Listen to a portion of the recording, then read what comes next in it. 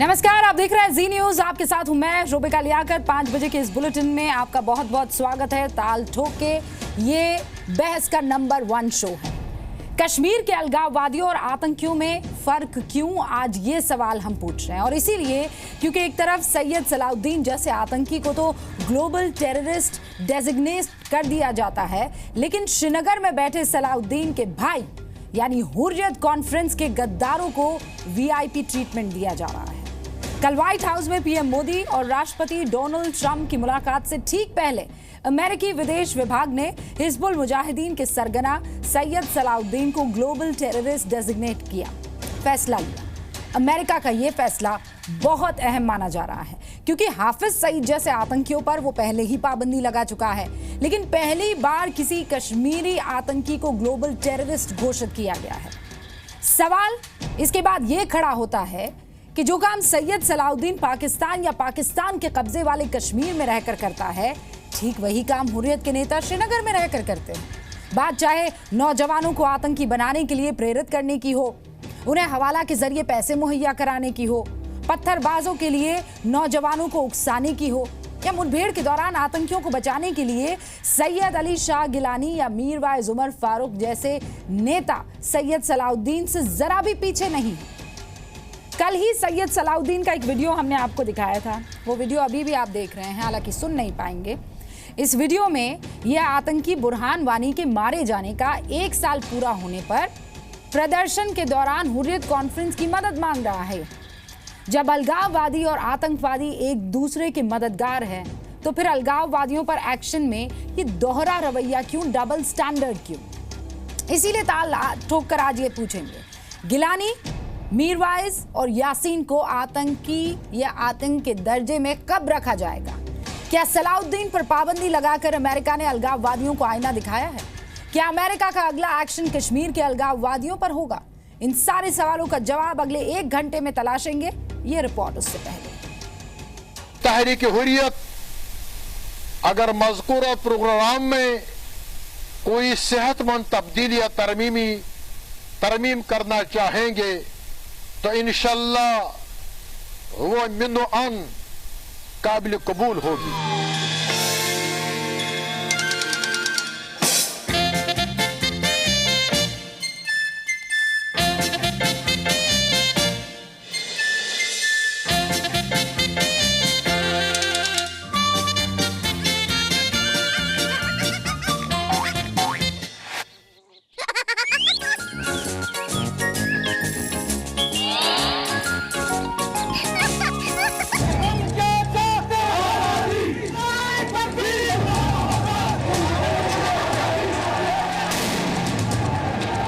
Both our nations have been struck by the evils of terrorism, and we are both determined to destroy terrorist organizations and the radical ideology that drives them.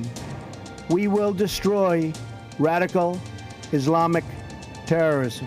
आतंकवाद से लड़ना और आतंकवादियों को सुरक्षित पनाहगाहों को समाप्त करना हमारी सहभागिता का एक महत्वपूर्ण भाग होगा।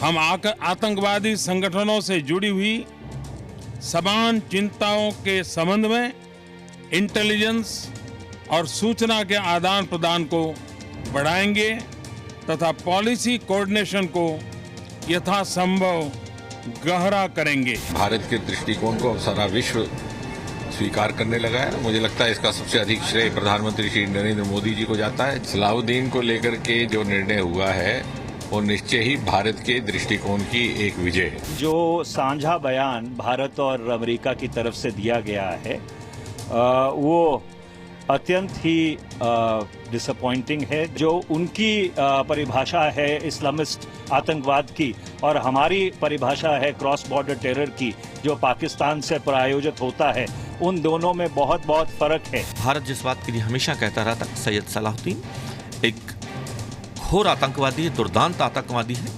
पाकिस्तान उसको शह देता रहा और आज आखिरकार पाकिस्तान कहीं ना कहीं अकेला खड़ा नजर आ रहा है विश्व पटल। भारतीय उपमहाद्वीप में और दक्षिण एशिया में पाकिस्तान और उसके द्वारा पोषित आतंकवादी इस समय सबसे बड़ा खतरा बने हुए हैं मुझे प्रसन्नता है। अमेरिका सरकार और उसके मुखिया श्री ट्रंप ने भारत के इन सरोकारों से प्रतिबद्धता दिखाई। अमेरिका ने किया सही किया, वे वास्तव में आतंकवादी हैं तो उनको आतंकवादी घोषित किया गया है। इस घोषणा से शायद उनको उनके मूवमेंट में, उनके फंडिंग में शायद कोई इम्पैक्ट आए, उससे मदद मिल सकती है, वरना तो वो पाकिस्तान भागे हुए हैं, डरपोक हैं। मीटिंग से पहले ही ट्रंप की एडमिनिस्ट्रेशन ने खुद हमारी रिक्वेस्ट के बिना सलालुद्दीन को एक इंटरनेशनल घोषित किया और उसके खिलाफ सारे के सारे जो सैंक्शन हुए वो इन प्लेस हो गई। This is just shows this right now. He will not accept double face, two face behavior. ताल ठोक के आज का पहला सवाल, क्या सलाउद्दीन को आतंकवादी घोषित कर अमेरिका ने अलगाववादियों को आईना दिखाया है? दूसरा सवाल, क्या सलाउद्दीन के बाद अब कश्मीर के अलगाववादी अमेरिका के निशाने पर हैं? तीसरा सवाल, भारत अलगाववादियों से वीआईपी का दर्जा कब छीनेगा? और ताल ठोक के चौथा सवाल, सलाउद्दीन पर पाबंदी कश्मीर के पत्थरबाजों को भी संदेश है। शबनम लोन सुप्रीम कोर्ट की वकालत करती हैं, सुप्रीम कोर्ट में कश्मीर से ताल्लुक रखती हैं। आपका बहुत बहुत स्वागत है शबनम। लेफ्टिनेंट जनरल रिटायर्ड राज कादियान साहब रक्षा विशेषज्ञ है, पूर्व उप सेनाध्यक्ष रह चुके हैं, सर आपका स्वागत है। सुधांशु त्रिवेदी साहब बीजेपी के प्रवक्ता हैं, मैकेनिकल इंजीनियरिंग में पीएचडी कर चुके हैं और गृह मंत्री राजनाथ सिंह के राजनीतिक सलाहकार हैं, आपका भी स्वागत है सर। अखिलेश प्रताप सिंह साहब कांग्रेस के प्रवक्ता हैं, यूपी के रुद्रपुर से विधायक रह चुके हैं, सर आपका भी स्वागत। कमल हक साहब प्रवक्ता है पनून कश्मीर के, कमल हक कश्मीरी पंडित हैं और कश्मीरियों के हक के लिए आवाज उठाते रहते हैं, सर आपका भी बहुत बहुत स्वागत। शुरुआत में आप सबको 1.5 मिनट दिया जाएगा। सबसे पहले आज शुरुआत शबनम लोन मैं आपसे कर रही हूं। ये तमाम सेपरेटिस्ट जो बार बार ये बात कहते हैं कि हम तो भाई आज़ादी की बात कर रहे हैं, हम तो कश्मीर की आज़ादी की बात कर रहे हैं, ये सलाउद्दीन ये भी वही बात कहता है पीओके में रहकर कि हम तो इन दोनों की आज़ादी की मांग कर रहे हैं। इस फ्रीडम फाइटर को नवाज शरीफ, बुरहान वानी को फ्रीडम फाइटर कहते हैं, उसी ऑर्गेनाइजेशन के हेड को अमेरिका आतंकी घोषित कर देता है। यानी कुल मिलाकर अब ये आज़ादी का कोई गेम नहीं है, ये क्लियर हो गया है।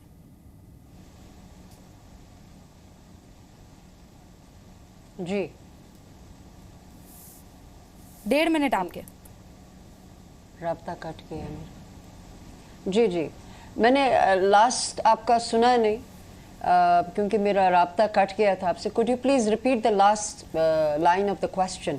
एक मास्टर स्ट्रोक है मैडम, ये मास्टर स्ट्रोक इसलिए क्योंकि जो लोग इस झूठ की आड़ में कश्मीर के नौजवानों को बरगला रहे थे वो अब क्लियर हो गया है। ये कश्मीर की आज़ादी की लड़ाई नहीं है, जो ऐसा कर रहे हैं वो आतंकी है। उसमें सलाउद्दीन अब ये दूसरे नंबर पर आ गया है। जी हमारे प्राइम मिनिस्टर साहब वहाँ ट्रंप साहब से मिलने गए और उससे पहले ही स्टेट डिपार्टमेंट ने सईद सलाउद्दीन को नियुक्त किया ग्लोबल टेररिस्ट। वो एक अच्छी खबर है भारत के लिए, हमारे मुल्क के लिए। बट बियॉन्ड दैट मैं ये जानना चाहती हूँ, सईद सलाउद्दीन तो 25 साल से हैं वहाँ पे और मुझे अंदेशा इस बात का है कि क्या इससे कोई फ़र्क पड़ेगा कश्मीर के मसले में।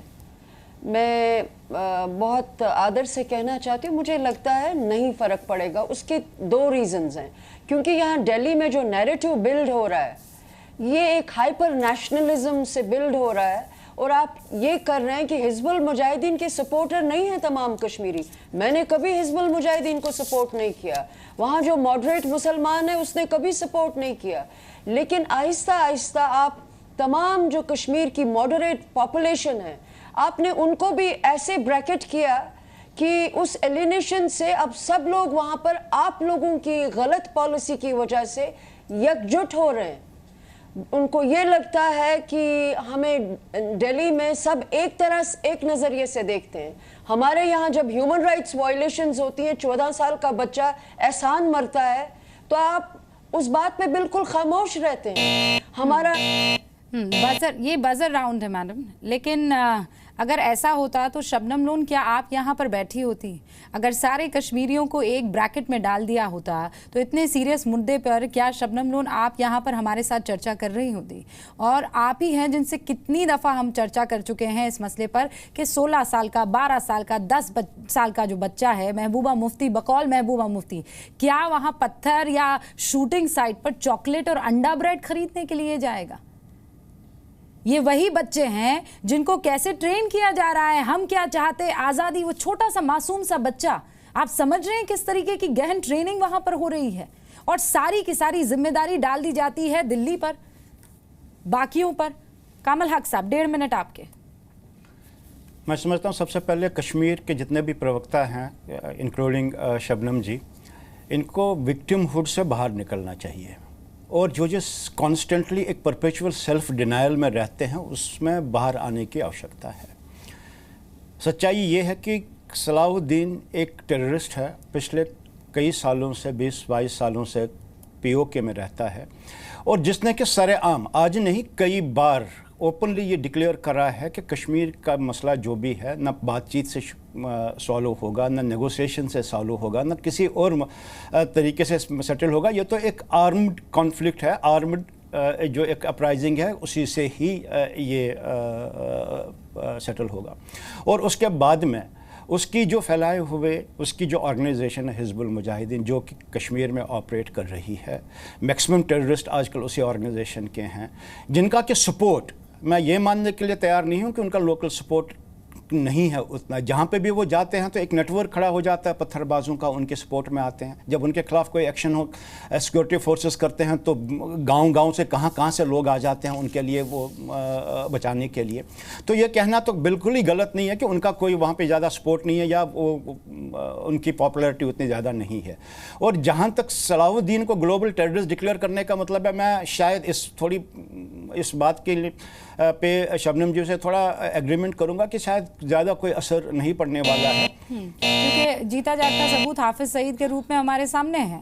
क्या हो गया? अमेरिका में वो ज़मीनें नहीं खरीद सकता, अमेरिका में बिजनेस नहीं कर सकता, अमेरिका से कोई वास्ता नहीं है, लेकिन असल काम तो वहाँ यहाँ हिंदुस्तान में वो कर रहा है ना, और पाकिस्तान में खुलेआम घूम रहा है। यही सवाल सुधांशु त्रिवेदी जी आपसे, हालांकि ये वाकई एक बहुत स्ट्रॉन्ग मैसेज है अमेरिका की तरफ से।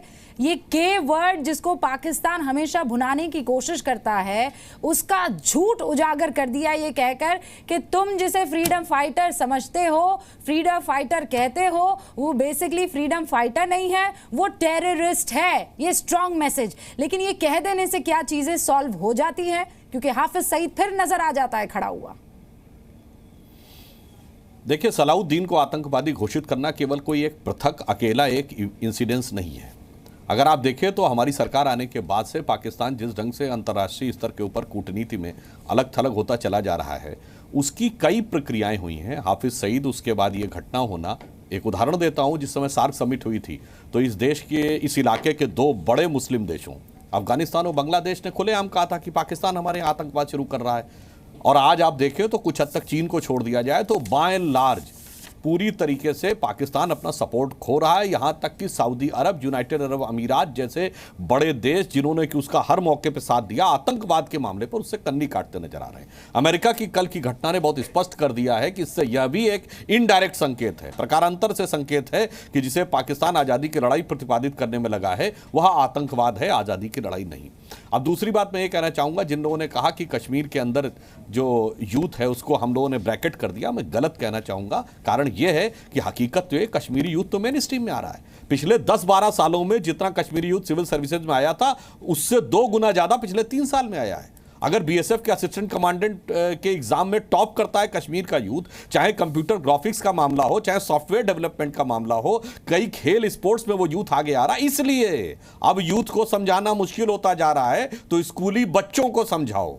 छोटे छोटे 4 साल 5 साल के बच्चों के मुंह से वो आज हम क्या चाहते आजादी लिखवा कर वो वीडियो वायरल करो, ये उनकी हताशा का प्रमाण। यानी इससे जो निकल कर सवाल आता है सुधांशु जी, हालांकि जवाब उसको आपको उसका देना चाहिए, लेकिन मैं ये लेफ्टिनेंट जनरल राज कादियान के पास ले जा रही हूँ। सेना दिन रात मेहनत कर रही है, सेना वो हर टारगेट पूरा करने की कोशिश कर रही है घाटी को सुरक्षित रखने के लिए, जो उसे करना चाहिए। इनफैक्ट उससे आगे बढ़कर काम किया जा रहा है कादयान साहब। लेकिन जैसे यहाँ ट्विटर पर शनि मिश्रा कह रहे हैं कि आतंकवाद और अलगाववाद साहब दोनों एक ही नदी के किनारे हैं। आतंक की नदी खत्म हो जाएगी अगर किनारे ही नहीं रहे। यानी अलगाववाद इज इक्वल टू आतंकवाद, ये हम क्यों नहीं समझ लेते हैं?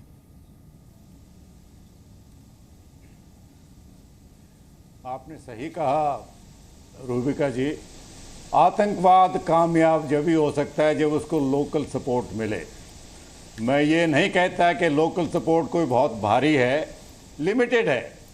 वैली में भी सिर्फ 3-4 डिस्ट्रिक्ट हैं जो हाईवे के साथ साथ हैं, जो बनिहाल से जाता है बारामूला की तरफ। उसके साथ साथ जो डिस्ट्रिक्ट हैं साउथ कश्मीर में, वहाँ उनके लिए सपोर्ट ज़रूर है, इसमें कोई शक नहीं है। जहाँ तक सेनाओं का ताल्लुक है, सेनाएं हर उस आदमी के खिलाफ कार्रवाई करेंगी जो देश की एकता के खिलाफ हथियार उठाएगा या कोई एक्शन लेगा।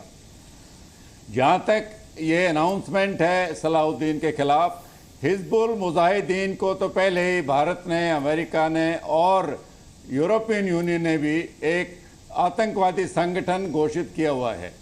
अब सिर्फ लीडर का है, ये एक अच्छा कदम है, इससे एक अच्छा सबक जाएगा खासकर पाकिस्तान को। क्योंकि सलाहुद्दीन अगर पाकिस्तान की धरती पर रहकर और भारत में, कश्मीर में दखल अंदाजी करेगा, टेरर अटैक करेगा, जिसके लिए वो जिम्मेवारी भी लेता है। लेफ्टिनेंट उमर फैज को कत्ल किया वो हिजबुल मुजाहिदीन ने ऑन अप किया है।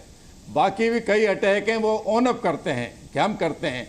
तो ऐसे आतंकवादी को मैं समझता हूँ ये बहुत अच्छा एक कदम है कि जब उनको एक अंतर्राष्ट्रीय आतंकवादी घोषित किया गया है। ट्रंप ने भी, भारत से तो पाकिस्तान अभी तक नहीं माना था, लेकिन अमेरिका से आपको लगता है वो मान जाएगा? मुझे इसलिए नहीं लगता है वो मान जाएगा साहब। ये देखिए office of the spokes person की तरफ ये प्रेस रिलीज आई है, उसमें देखिए क्या कहा गया है। The designation of individuals supporting the Kashmiri right to self-determination as terrorists is completely unjustified.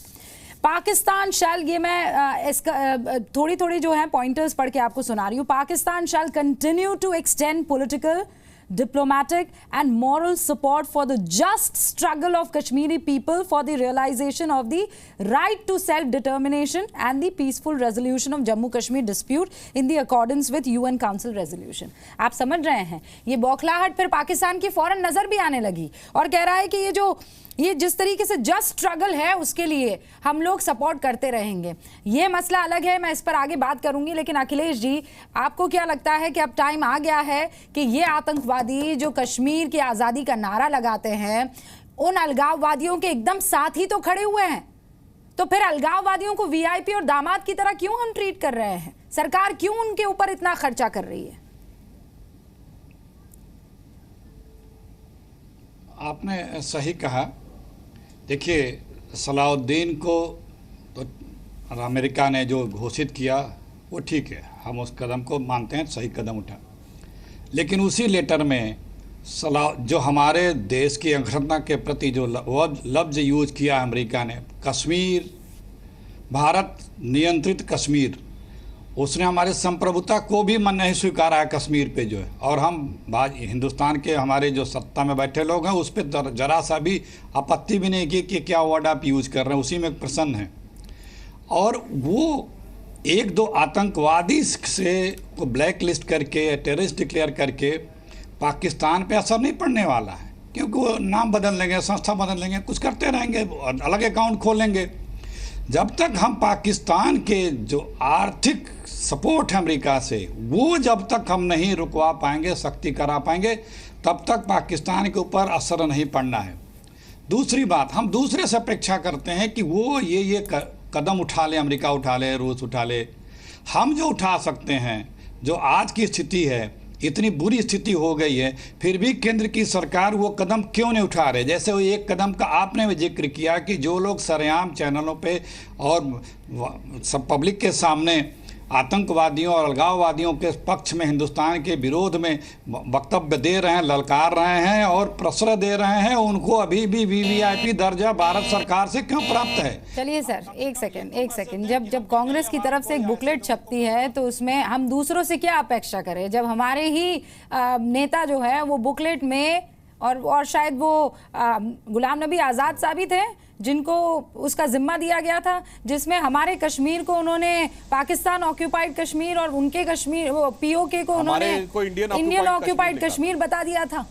तो हम दूसरों से फिर क्या अपेक्षा करेंगे? अखिलेश जी, मैं जवाब दे रहा हूँ। देखिए, अगर एक प्रिंटिंग मिस्टेक आप उसको मानती हैं तो बहुत अच्छा है, स्वागत है बीजेपी के लोगों का।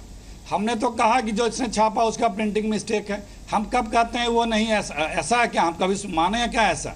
या कौन मानता है? लेकिन अगर बीजेपी यही कह दे कि वो, या अमेरिका कह दे कि वो प्रिंटिंग मिस्टेक है, कह दे, लेकिन क्यों नहीं यही कहना दे रहे हैं कि वो प्रिंटिंग मिस्टेक है? कहने क्यों? सर, ये प्रिंटिंग मिस्टेक किसी के जहन में तो मिस्टेक रही होगी ना, जो पेपर पर आ गई होगी और फिर उसे प्रिंटिंग मिस्टेक का अमली जामा पहना दिया होगा। बहरहाल चलिए, मिस्टेक है, मैं मान लेती हूँ सर, इसमें क्यों बहस करें? मैं कह रही हूँ to err is to human. Printing mistake हो गई सर, लेकिन ये क्या मिस्टेक नहीं है कि सलाउद्दीन जैसे लोगों को लगा दिया, बहुत पहले अमेरिका पर दबाव बनाकर आतंकी घोषित करवा देना चाहिए था, जो हमने नहीं किया। ऐसा इन 3 सालों में क्या हुआ कि सलाउद्दीन को अचानक ये आतंकवादी दिखने लग गया? अमेरिका को ऐसा क्या हो गया? 25 साल बाद कैसे अमेरिका की इस पर नींद टूट गई? सुधांशु त्रिवेदी जी, आपने बढ़िया काम किया, बहुत अच्छी बात है। What next? अब हमारा सवाल यह है, बढ़िया कि अमेरिका ने आतंकवादी उसे घोषित कर दिया गया है, लेकिन साहब वो तो हाफिज सईद को भी घोषित कर दिया है। हाफिज सईद तो बड़े मजे में घूमता है पाकिस्तान में और वहां से जी न्यूज को ललकारता है, वहां से वो न जाने किन किन को ललकारता फिरता है और मुजाहिदीन हमारे लड़ेंगे ऐसी बातें कहता रहता है। क्या उसको एक खरोच तक नहीं आई है? सलाउद्दीन ने कल ही वीडियो दिखाया है, सुधांशु जी, हमने कल ही वीडियो दिखाया है। वो कह रहा है हफ्ता बनाएंगे हम पूरा शहादत का, रोक लेंगे आप?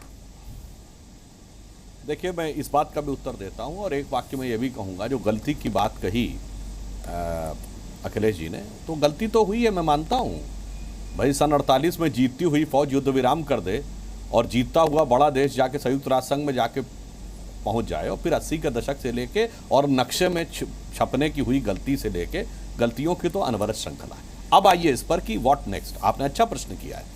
देखिए, ये तो एक कदम मात्र है। अगर आप देखें तो हमारी सरकार आने के बाद इन अलगाववादियों के ऊपर, जिनको कि दामाद की तरह रखा जाता था, यदि दबाव शुरू हुआ है क्रमशः, तो हमारे आने के सबसे पहले हमने उनको पाकिस्तान से बात नहीं करने दिया। जब पाकिस्तान ने हुर्रियत के नेताओं से बात की, हमने कहा वार्ता नहीं हो। दूसरी बात, हमने हुर्रियत के नेताओं से कहा कोई बात नहीं करेंगे। सर, दबाव किसी कीमत पर नहीं दिख रहा है। ये जो करना चाहते हैं वो करते हैं। आप इनको कुछ दिन के लिए हाउस अरेस्ट कर देते हैं, डिटेन कर लेते हैं, उसके बाद ये उनको जो करना होता है वो करते हैं। वो उनको जितना वायलेंस इंसाइट करना होता है वो करते चले जाते हैं।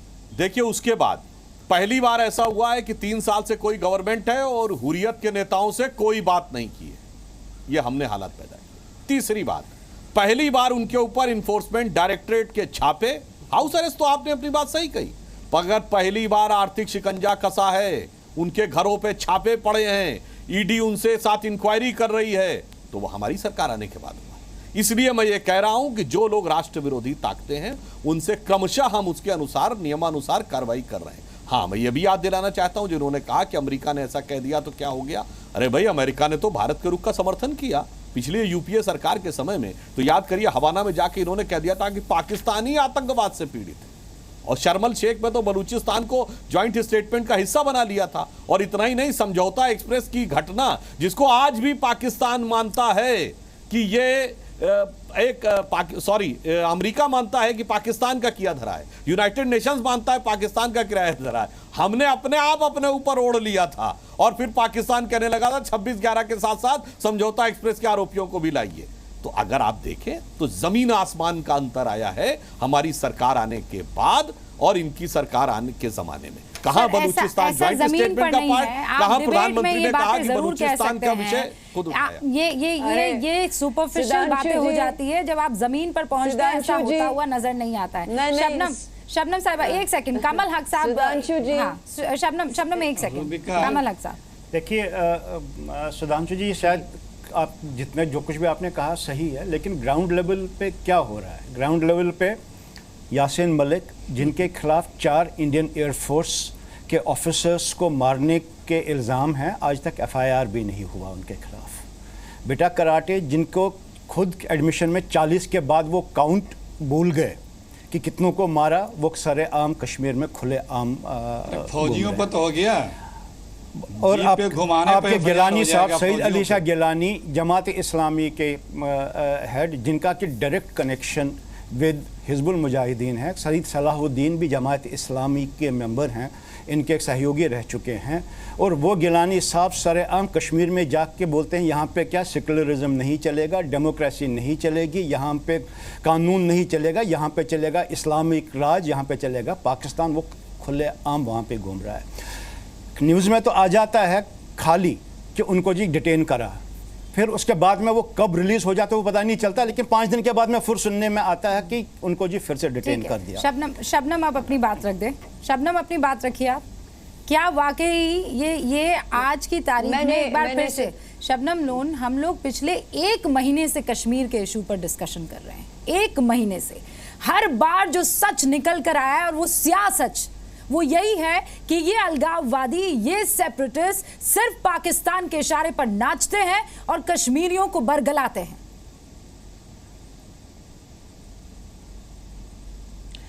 मैंने सुधांशु त्रिवेदी साहब की बात बहुत गौर से सुनी। वो बड़े मैच्योर हैं और बीजेपी के बेस्ट प्रवक्ता हैं मेरे हिसाब से। लेकिन मैं इनकी बात जो सुन रही थी, ये कह रहे हैं देखिए हमने क्या क्या किया वहाँ। 1 साल से कश्मीर सुलग रहा है सुधांशु त्रिवेदी साहब। वहाँ आम कश्मीरी की जिंदगी मफलूज हो गई है।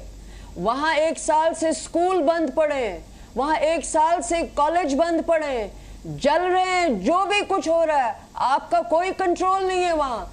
आपके पुलिस फोर्स, वहाँ पे हमारे डीजी साहब को ईद के रोज पहली बार हुआ है कश्मीर में, पुलिस फोर्स को एक नोटिस गया कि बाहर कहीं लोगों के साथ नमाज ना पढ़े, मस्जिदों में, अपने लोकल पुलिस हेडक्वार्टर्स में नमाज पढ़े।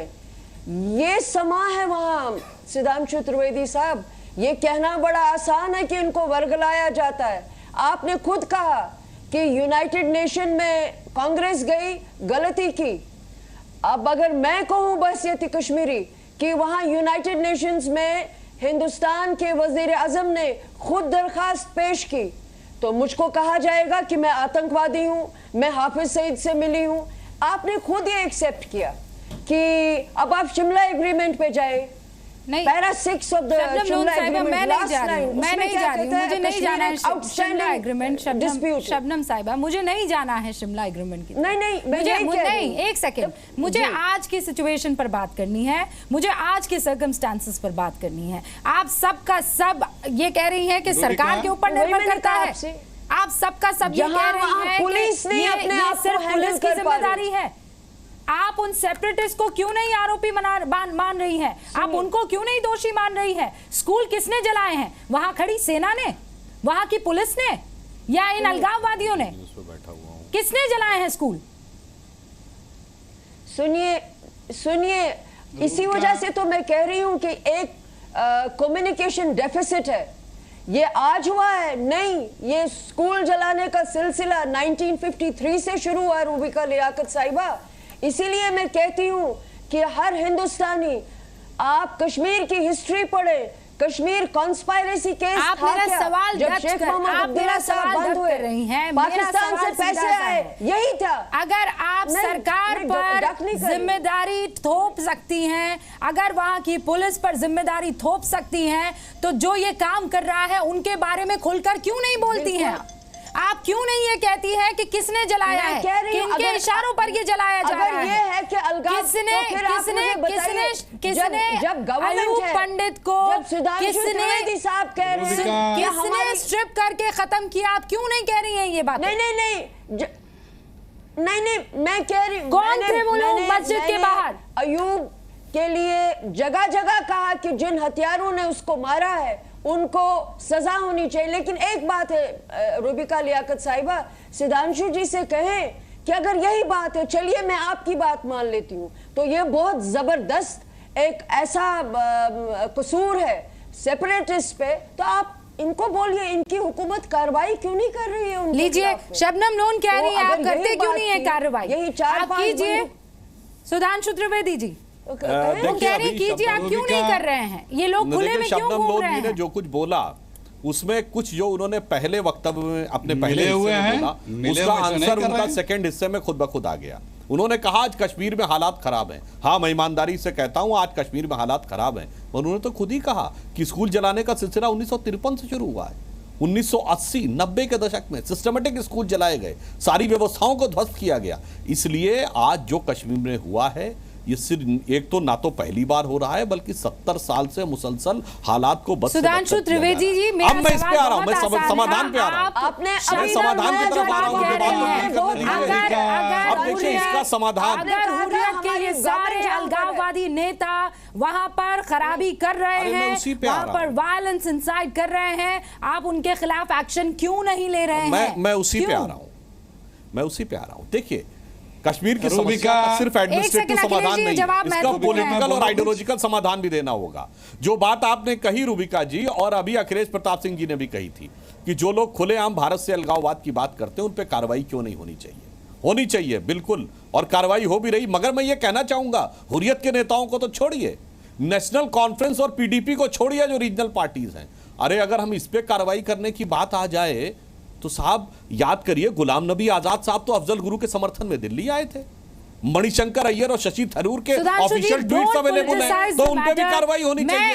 या सैफुद्दीन सोज जो जम्मू कश्मीर कांग्रेस के अध्यक्ष हैं और वो मसरत आलम के पक्ष में बयान देते हैं, तो कार्रवाई क्यों नहीं होनी चाहिए? मैं ये कहना चाहता हूँ इस पॉलिटिकल लड़ाई को भी हमें समझ के लड़ना होगा और राजनीतिक दलों को अपनी ओछी राजनीति से बाज आना होगा। No sir, I am sorry, आप इस मसले का राजनीतिकरण मत कीजिए। राजनीतिकरण कैसे कर रहे हैं भाई?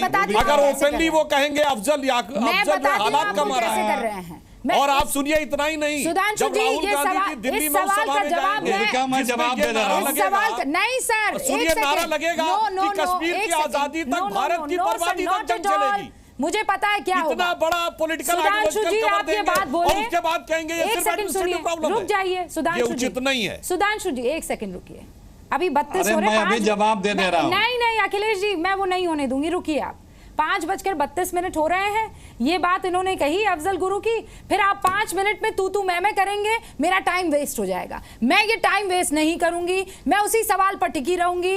हुर्रियत के इन नेताओं को आप अलगाववादी, इन नेताओं को आतंकवादी क्यों नहीं ट्रीट करते हैं? आप इनको दामाद क्यों बनाकर रखते हैं? आप इनका VIP ट्रीटमेंट कब खत्म करेंगे? सुधांशु जी, मुझे इस सवाल का जवाब चाहिए। मैंने इसका जवाब पिछले वक्तव्य में दे दिया, नहीं दिया है जिनसे बात नहीं की जा रही, जिनको बात नहीं करने दी जा रही, जिन पर कार्रवाइयां हो रही हैं, उनको आप कैसे कह सकते हैं वो कि हमने उनको दामाद तो पिछले लोगों ने बना के रखा था। तो आप पिछले लोगों ने जो किया उससे आप अपने हाथ नहीं धो सकते। पाकिस्तान तक जाते थे, आप ये कह रहे हैं कि उसको हम कैरी फॉरवर्ड करेंगे, खर्चे पे जाते थे बात। सुधांशु जी आप ये कह रहे हैं नीतियों को हम कैरी फॉरवर्ड करेंगे?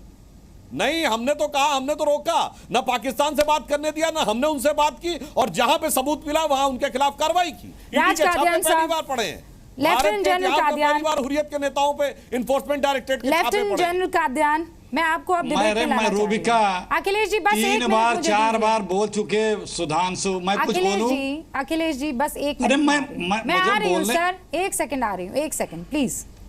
लेफ्टिनेंट जनरल कादियान, क्या ये एक बहुत बड़ा रोड़ा नहीं है सर कि सरकार, और प्लीज बहुत ईमानदारी से आप अपना वक्तव्य रखिएगा, कि सरकार जो एक्चुअल में एक्शन करना चाहिए वो नहीं कर रही है। हम अमेरिका की तरफ तो मुंह उठाकर देखते हैं कि साहब आप कुछ कर लीजिए, हमें अमेरिका की तो जरूरत पड़ जाती है, वो अपना काम कर लेता है, लेकिन हम यहां पर कहते हैं साहब आप मजे में रहिए, हम अपने सिक्योरिटी गार्ड्स भेजते हैं आपकी सिक्योरिटी में, आप जितनी साजिशें रच सकते हैं रचिए। यासीन साहब कीजिए, आप गिलानी साहब आप भी कीजिए, मीरवाइज आप भी ट्वीट करते रहिए, पाकिस्तान जिंदाबाद के नारे लगाते रहिए। हम आपको होटल पर खर्चा करेंगे, हम आपको खाना खिलाएंगे और आप पाकिस्तान का गाना गाइएगा। क्या ये बहुत बड़ा हर्डल नहीं है सर?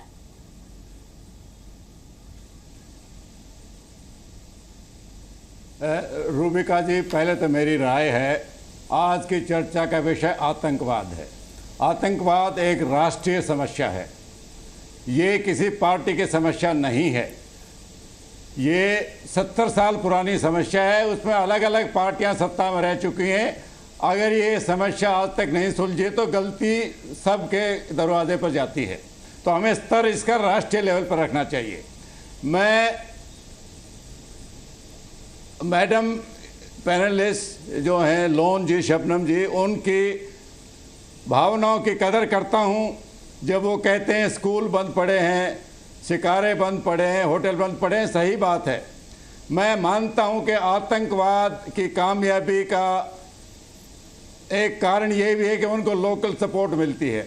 जिस दिन लोकल उनको सपोर्ट देना बंद कर देंगे तो ये समस्या काफ़ी हद तक सुलझ जाएगी। पाकिस्तान में इसकी जड़ है वो अलग बात है, वो सेंट्रल गवर्नमेंट का काम है। लेकिन जिस दिन ये लोग समझ जाएंगे कि उनको बहकाया जा रहा है और ये आज़ादी के नारे से कुछ नहीं निकलने वाला सिवाय उनकी रोजी रोटी को नुकसान होता है, उनके बच्चों की लाइफ, उनके भविष्य को नुकसान होता है, जिस दिन वो खड़े हो जाएंगे, जिस दिन वो इनको छुपाना बंद करेंगे, सपोर्ट करना बंद करेंगे, ये समस्या कश्मीर घाटी में काफ़ी हद तक सुलझ जाएगी। जहाँ तक पाकिस्तान का सवाल है, इस आतंकवाद की जड़ पाकिस्तान में है, हमें उसको टैकल करना पड़ेगा। सोर्स वहाँ पर है।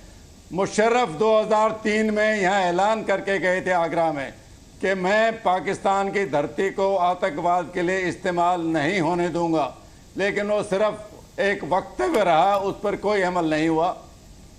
पाकिस्तान पूरी दुनिया में अलग थलग पड़ा है, वो वास्तविकता का सामना नहीं कर रहे। मैं दूसरी रही हुर्रियत लीडर की बात, जिस किस्म के बयान वो देते हैं, जिस किस्म से वो रिलीजियस प्लेसेस का दुरुपयोग करते हैं, अब बिल्कुल खत्म हो चुकी है। उसका वो डिनायल मोड जो है अब और खतरनाक मोड में पहुंच गया है। आपसे मेरा कनेक्शन टूट गया है। लेकिन अखिलेश जी, अब मैं आपके पास आ रही हूँ, आप कुछ कहना चाह रहे हैं?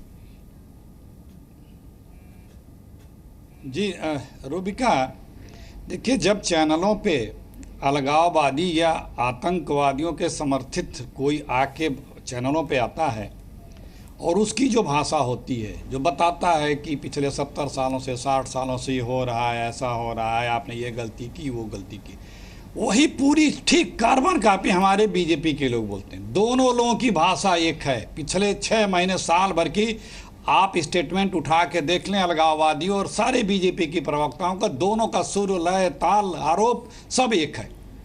ये और खुश हैं। अगर आप खुश हैं कि कश्मीर अच्छा है तो आप खुश रहिए भाई, क्योंकि आपसे अपेक्षा भी आदमी उब चुका है। आप कहते मैंने हुर्रियत से बात करने वालों को रोक रखा, आप उनको रोक रखे। वो तो खैर हम यहाँ के एम्बेसडर से जाके मिले, लेकिन आपके प्रधानमंत्री जी तो अचानक बिन बुलाए नवाज शरीफ की अम्मी के आशीर्वाद लेने पहुँच जाते हैं। उनको रोक के आप क्या कर लेंगे? आप कश्मीर में आपका प्रशासन है, दिल्ली और कश्मीर में आपकी हुकूमत है। कोई ऐसा प्रशासनिक या राजनीतिक प्रयास दिखा पिछले कुछ वर्षों में कि आप नियंत्रित करते हुए दिखते हो? कहीं नहीं दिखा। ठीक है सर, एक सेकंड। आतंकवाद जरूर रहा है कश्मीर में, ये जो देश के और प्रांतों में भी रहा, एक फॉर्मूले से, लेकिन कश्मीर में कभी एकदम मिनिमम रहा, कभी मैक्सिमम रहा, नियंत्रित किया गया है कुछ दिनों में। लेकिन जब से आप कह रहे हैं बीजेपी और इन अलगाववादियों का समर्थन करने वाले एक जैसे दिख रहे हैं, पिछले कुछ दिनों में आप कांग्रेस, सर सुनिए अखिलेश जी, मेरी आवाज सुनाई नहीं दे रही शायद आपको, एक सेकंड, आपकी आवाज नहीं आ रही है, मैं देख रहा हूँ। हाँ अखिलेश जी सुनिए, आप देखिए और सुन भी लीजिए, हम ठीक करवाने की कोशिश कर रहे हैं। आप ये कह रहे हैं कि अलगाववादियों का समर्थन करने वाले और बीजेपी के वक्तव्य कुल मिलाकर एकदम सेम नजर आते हैं, लेकिन कुछ दिनों में आपके नेताओं के वक्तव्य और इन सेपरेटिस्ट के वक्तव्य कुल मिलाकर एक जैसे नजर आ रहे हैं। वो भी यही बातें कह रहे हैं जो आप करते हुए नजर आ रहे हैं। Manishankar Iyer is the latest example. लेकिन सुधांशु जी, कमल हक साहब और बाकी जितने भी लोग कश्मीर का सलूशन चाहते हैं वो यही सोच रहे हैं कि अमेरिका पर दबाव बनाने से क्या हो जाएगा, we have to fight our own battle. देखिए, समाधान तो हमें निकालना पड़ेगा। अमेरिका का सिर्फ इतना रोल है कि पाकिस्तान को जो वो सहायता देता है, और पाकिस्तान हमारे यहाँ इस प्रकार का आतंकवाद प्रायोजित करता है, तो जितनी सहायता या कम होगी और दबाव बढ़ेगा उतना पाकिस्तान की प्रभावकता कश्मीर में कम होगी। और एक और बात आपसे कहता हूँ, अमेरिका या दुनिया के अन्य बड़े देशों में अलगाववाद, आतंकवाद से प्रभावी लड़ाई क्यों हो पाती? वहाँ एक भी दल ऐसा नहीं है जो डायरेक्ट या इनडायरेक्ट आतंकवादियों को समर्थन देता हो। अभी अखिलेश जी ने कहा कि भाजपा की भाषा अलगाववादियों के साथ मिलती नजर आती है। मैं तो सिर्फ 3 उदाहरण दूंगा। सर्जिकल स्ट्राइक हुई तो पाकिस्तान के आतंकवादी कह रहे थे कि ये सबूत चाहिए, ये फर्जी है, और कांग्रेस के नेता बाकायदा प्रेस कॉन्फ्रेंस करके कह रहे थे फर्जी है। किसकी भाषा में सामने था? अगर हाफिज सईद ने अपनी प्रेस कॉन्फ्रेंस में किसी राजनीतिक दल की तारीफ की है, उसने कहा कि भाजपा जैसे बुरे लोग ही नहीं, भारत में कांग्रेस जैसे लोग भी हैं जो सही जहनियत रखते हैं। याद करिए, अगर हाफिज सईद ने किसी गृह मंत्री को शाबाशी दी है तो सुशील कुमार शिंदे को जनवरी 2013 में, जब उन्होंने हिंदू आतंकवाद शब्द प्रयोग किया था। तो भाई सामने तो आपका सब प्रमाण दिख रहा है, और उसके बाद आप इस प्रकार की बात कह रहे हैं। मेरा कहना है, आपने जल्दी से अपनी बात रखिए, फिर मुझे इस मुद्दे पर एकजुट हो जाइए। जैसे अमेरिका में रिपब्लिकन और डेमोक्रेट दोनों एक साथ हैं आतंकवाद के मुद्दे पे। मैं इनकी बात नहीं सुन पाया, मैं इनकी बात नहीं सुन पाया। मुझे थोड़ा अवसर दीजिएगा, इनकी बात मैं नहीं सुन पाया। सुधांशु जी, हम वो कांग्रेसी हैं जिन्होंने पाकिस्तान का इतिहास और भूगोल बदला है। सुनिए, वो हिंदुस्तान के, हम वो कांग्रेसी हैं जिन्होंने पाकिस्तान का इतिहास और भूगोल बदला है। हमें राष्ट्रवाद मत सिखाओ, अंग्रेजों के पक्ष में पत्र जारी करने वाले, और राहुल गांधी की कांग्रेस और भारत के सुन लो, मैंने आपको बीच में नहीं बोला था, मैंने आपके बीच में नहीं बोला था, आप पीड़ित हो गए। लेकिन पॉइंट वो बहुत वैलिड उठा रहे हैं, बहुत वैलिड पॉइंट उठा रहे हैं वो। आपने नक्शा बदला पाकिस्तान का, वो जमाने अलग थे अखिलेश जी। आज की तारीख में आप उसी पाकिस्तान में जाकर कहते हैं हमारी सरकार लाइए सब ठीक हो जाएगा। ये फर्क है पोस्ट कांग्रेस और आज की कांग्रेस में। रूबिका कोई फर्क नहीं है। रुपया मुझे बोलने दो। यही हैं, जब से आए हैं कश्मीर के हालात बिगड़े हैं। हमारे हुकूमत में 30% वोटिंग हुई, आतंकवाद एकदम धराशायी हो चुका था, सीमाएं इतनी ज्यादा ज्वलंत नहीं थी। कौन किया? जिसको ये बोलते थे, ये इनके मुख्यमंत्री किसको सही मानती थी? इस्तेमाल करूंगी। पिछले 30 सालों में -3 और 1-2 साल आप इधर उधर की सरकार का निकाल दीजिए। इन 30 सालों में 15,000 नागरिकों की मौत हो गई है। इन 30 सालों में हमने अपने 6 से 7 हजार नौजवान गवा दिए हैं, और आप ये कह रहे हैं कि 3 सालों में ये सब कुछ हुआ है। 30 साल में -3, 27 years belong to you, sir. मुझे आप वाइंड अप करना है। बहुत बहुत शुक्रिया सर, मेरे पास बिल्कुल टाइम नहीं है। आप सभी का बहुत बहुत शुक्रिया। लेकिन ये पाकिस्तान है, आप लोग एक दूसरे पर आरोप लगाते रहिए, और ये पाकिस्तान ये कहता रहेगा कि जस्ट स्ट्रगल को, यानी जो सही स्ट्रगल है हम उसको साथ देते रहेंगे। ये इसे जस्ट कह रहा है जब ये अपने घुसपैठिए वहां पहुंचाता है और हमारे जवानों को खत्म करने की साजिश रचता है। बहुत शुक्रिया आप सभी का। देखते रहिए जी न्यूज़।